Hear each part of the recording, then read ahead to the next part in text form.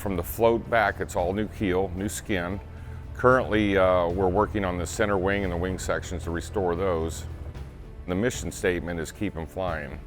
The Commemorative Air Force is a group of volunteers nationwide.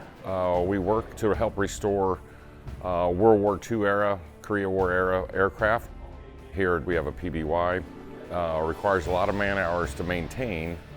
Try to schedule the maintenance for the skill set of the person working it. The intent for now is to take them off, and they'll be used as reference for our new hosing that will be made. I love doing this. I have an aggressive plan for 2 years to be back together, engines mounted and startup.